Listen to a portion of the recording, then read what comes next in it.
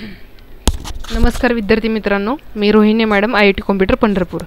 आज आपण MSIT era 2024 IT awareness इरामधील सेशन नंबर 10 पाहणार आहोत।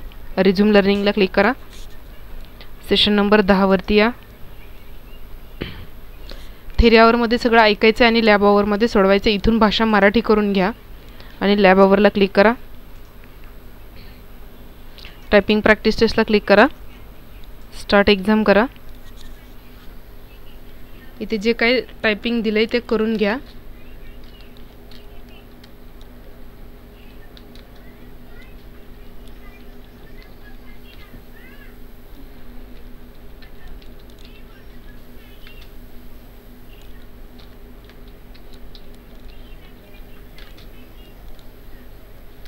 सेव्ह करा, ओके करा।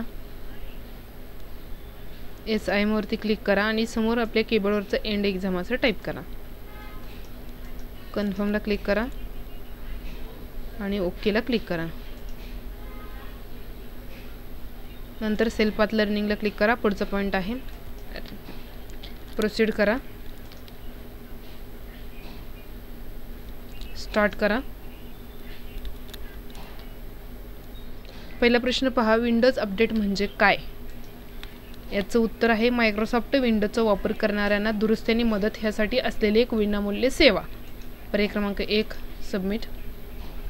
पुढचा प्रश्न पहा, पुढील पर्यायापैकी तुम्ही विंडोज अपडेट चेक करण्यासाठी कशावर क्लिक कराल? विंडोज अपडेट चेक करण्यासाठी आपल्याला अपडेट अँड सिक्युरिटी वरती क्लिक करायचे। पर्याय क्रमांक 3 पर्याय क्रमांक 3 सबमिट। नेक्स्ट पुढचा प्रश्न आहे, आपली भाषेची निवड बदलण्यासाठी क्वेश्चनवर क्लिक करा। आपली भाषेची निवड बदलण्यासाठी पुढीलपैकी कोणत्या पर्यायावर तुम्ही क्लिक कराल? त्यासाठी तुम्हाला टाइम अँड लँग्वेज या पर्यायावरती क्लिक करावं लागेल। पर्याय क्रमांक 2 सबमिट। पुढील प्रश्न पहा, भाषेची निवड बदलण्यासाठी विंडोज कॉम्प्युटरमध्ये स्टेप्सचा योग्य सेट कुठला? याचं उत्तर आहे setting, time and language, language, add a preferred language. पर्याय क्रमांक 4 सबमिट। पुढील प्रश्न, एका झूम मीटिंगमध्ये आपल्या मैत्रिणीला तिची पिछाडी बॅकग्राऊंड दिसून द्यायचं नाही, असे करण्यासाठी ती पुढीलपैकी कोणते पर्याय वापरू शकते? याचं उत्तर आहे व्हिडिओ फिल्टर निवडणे। पर्याय क्रमांक 3 सबमिट।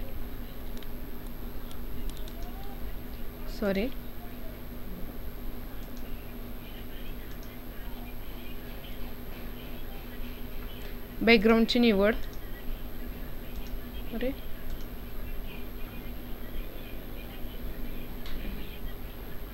स्किप करा।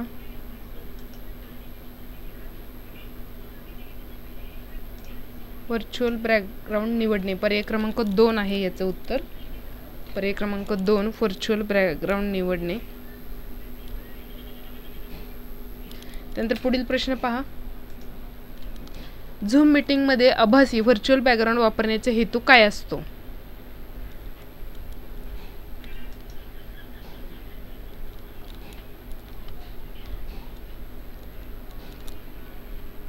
आपला सेल्फ पाथ लर्निंग मधला हा 6वा प्रश्न आहे। झूम मीटिंगमध्ये आभासी व्हर्च्युअल बॅकग्राऊंड वापरण्याचा हेतू काय असतो? Microsoft, Mozilla Firefox, Adobe. प्रश्न वेगळा आहे आणि पर्याय वेगळे आले तिथं। बघू पर्याय क्रमांक 3 करून आपण काय होते। 3 बरोबर दाखवलंय। ॲक्च्युली इथं प्रश्न वेगळा आला आणि पर्याय वेगळे आलेत। जर तुमच्या समोर फ्री अँटीव्हायरस सॉफ्टवेअरचा हा प्रश्न आहे माझ्यामध्ये, त्याचं उत्तर हे असणार आहे, पण जो आलाय तुम्हाला दाखवावं लागेल, मी काही करू शकत नाही इथं। पुढील प्रश्न पहा, डॅश डॅश म्हणजे तुमचा ऑनलाईन डेटा सुरक्षित आणि सुरक्षित आहे, याचं उत्तर आहे सायबर सुरक्षा। पर्याय क्रमांक 3 सबमिट। येस, इथे आपलं सेल्फ पाथ लर्निंग संपलेलं आहे। गो टू होमला क्लिक करा आणि पुढे आहे guided do it your self, त्याच्यावरती क्लिक करा, स्टार्ट करा। पहिला प्रश्न पहा, डेस्कटॉपवर नवीन फोल्डर तयार करा व त्यावर राईट क्लिक करून त्याचा आयकॉन बदला। त्यात दिलेलं आहे तसं करायचंय। एक फोल्डर तयार करायचंय तुम्हाला डेस्कटॉपवरती। फोल्डर तयार करण्यासाठी डेस्कटॉपवर कुठेही राईट क्लिक करा, न्यूला क्लिक करा आणि इथे फोल्डरला क्लिक करा। आता त्याचा आयकॉन चेंज करायला सांगितलंय। फोल्डरवरती क्लिक करा, पुन्हा फोल्डरवरतीच राईट क्लिक करा, प्रॉपर्टीजमध्ये क्लिक करा. याच्यामध्ये आपल्याला आयकॉन कुठे पाहावं लागेल, कस्टमाइजवरती क्लिक करा, चेंज आयकॉनवरती क्लिक करा आणि कोणत्याही एका आयकॉनला क्लिक करून ओके म्हणा. पुन्हा अप्लायला क्लिक करून ओकेला क्लिक करा, तिथं आयकॉन चेंज झालेला दिसेल, सबमिट करा. पुढील प्रश्न पहा, डेस्कटॉपवर नवीन फोल्डर तयार करा, त्याला आपले नाव द्या, त्यावर राईट क्लिक करून त्याचा शॉर्टकट तयार करा. ओके, स्टार्ट एक्झाम करा. डेस्कटॉपवर राईट क्लिक करा, न्यूला क्लिक करा, फोल्डरला क्लिक करा, त्याला आपलं नाव द्या असं सांगितलेलं आहे आणि पुन्हा त्या फोल्डरचा शॉर्टकट बनवायचा. इथे आपण तयार केलेला फोल्डर आहे त्याच्यावरती क्लिक करा, पुन्हा राईट क्लिक करा आणि सेंड टू वरती क्लिक करून क्रिएट शॉर्टकट डेस्कटॉपवरती क्लिक करा. डेस्कटॉप क्रिएट शॉर्टकट, हा शॉर्टकट तयार झाला तर प्रश्न सबमिट करा.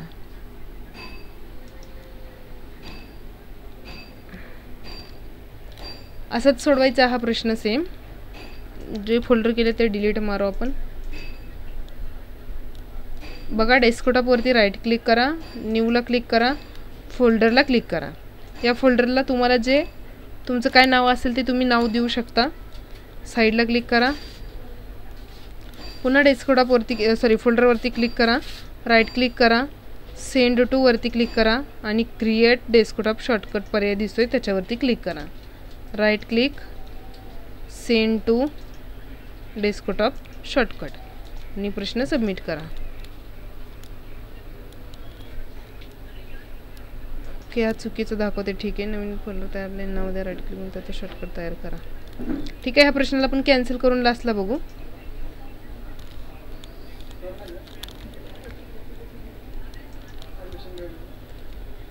पुढचा प्रश्न पहा, स्टार्ट बटनावर क्लिक करून फोटोज ॲप्लिकेशन उघडा. स्टार्ट एक्झामला क्लिक करा,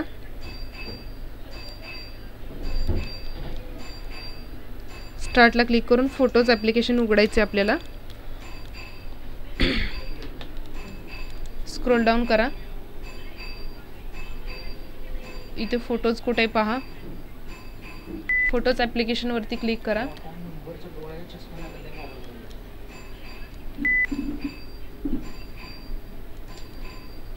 हे फोटोज ॲप्लिकेशन ओपन झालेलं आहे. प्रश्न सबमिट करा.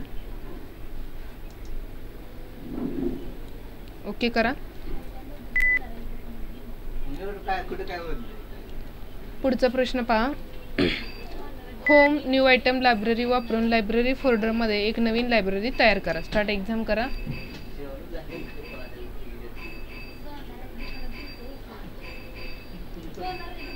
फाईल एक्सप्लोरर ओपन करा,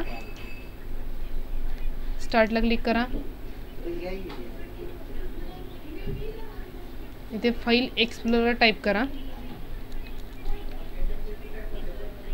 हा झाला फाईल एक्सप्लोरर, त्याच्यावरती क्लिक करा. याच्यामध्ये लायब्ररी फोल्डर आहे का पहा, नसेल तर व्ह्यू वरती क्लिक करायचंय. इथे नॅव्हिगेशन पॅनला क्लिक करा. इथे शो लायब्ररीज, ओके लायब्ररीज आहे तिथं शो आहेत.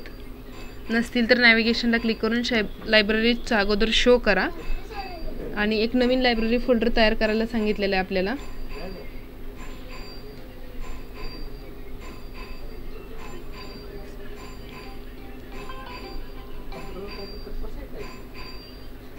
आपल्याला अगोदर लायब्ररीज फोल्डर पाहावा लागेल कुठे. इकडे ह्या साईडला नॅव्हिगेशन पॅनमध्ये तुम्हाला लायब्ररीज फोल्डर सापडेल. इथं आहे लायब्ररीज, त्याच्यावरती क्लिक करा. त्याच्यावरती क्लिक केल्यानंतर होमवरती यायचं आहे आणि इथे न्यू आयटमवरती क्लिक करायचं आहे आणि लायब्ररीवरती क्लिक करायचं आहे. न्यू लायब्ररी फोल्डर तयार होईल. अगोदर व्ह्यूमध्ये जायचं आहे, इथे जाऊन लायब्ररी शो आहेत का बघायचे. त्यानंतर इथे लायब्ररीजमध्ये जायचं आणि होमवरती यायचं आहे.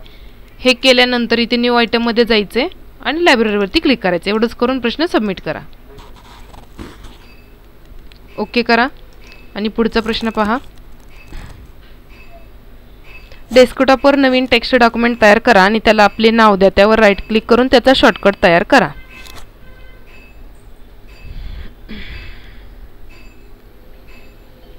नवीन टेक्स्ट डॉक्युमेंट तयार करायला सांगितले डेस्कटॉपवरती. डेस्कटॉपवरती कुठेही मोकळ्या जागेत राईट क्लिक करा, न्यूला क्लिक करा. न्यूमध्ये टेक्स्ट डॉक्युमेंटला क्लिक करा. ह्या टेक्स्ट डॉक्युमेंटला आपलं नाव द्यायला सांगितलेलं आहे. राईट क्लिक करा, रिनेम करा, काहीतरी नाव द्या त्याला. पुन्हा राईट क्लिक करा, सेंड टू करा आणि डेस्कटॉप क्रिएट शॉर्टकटला क्लिक करा. साईडला क्लिक करा आणि प्रश्न सबमिट करा. की हा प्रश्न रिट्रायला पडलेला आहे. पुन्हा सोडवू आपण. Right click, new text document. Right click, new text document, त्याला काहीतरी नाव द्या. राईट क्लिक, सेंड टू, डेस्कटॉपवरती शॉर्टकट तयार करा. Right click, send to, create desktop shortcut आणि प्रश्न सबमिट करा. पुन्हा रिट्रायला पडला, कॅन्सल करू.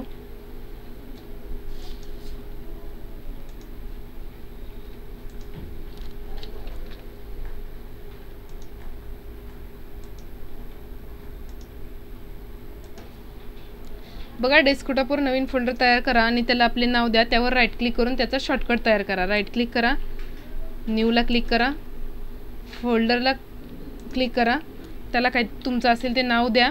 पुन्हा त्या फोल्डरवरती राईट क्लिक करा आणि इथे क्रिएट शॉर्टकट आहे. सेंड टूमधून करू नका, ते डेस्कटॉपला क्रिएट होतं आहे असं क्रिएट शॉर्टकट करा. हा पण डेस्कटॉपलाच होतो, पण राईट क्लिकमध्ये डायरेक्ट क्रिएट शॉर्टकटला क्लिक करा आणि प्रश्न सबमिट करा. ओके, 5वा प्रश्न बघा. डेस्कटॉपवर नवीन टेक्स्ट डॉक्युमेंट तयार करा. त्याला आपले नाव द्या. त्यावर राईट क्लिक करून शॉर्टकट तयार करा.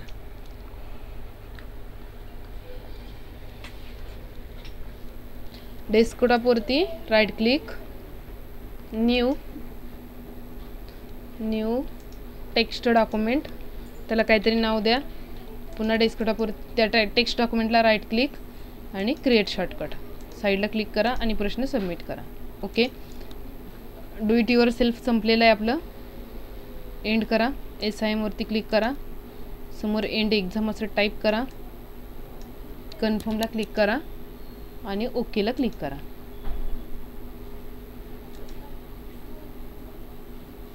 नॉलेज चेकवरती क्लिक करा. पुढे नॉलेज चेक स्टार्ट करा. पहिला प्रश्न पहा, खाली दाखवलेल्या चित्रामधून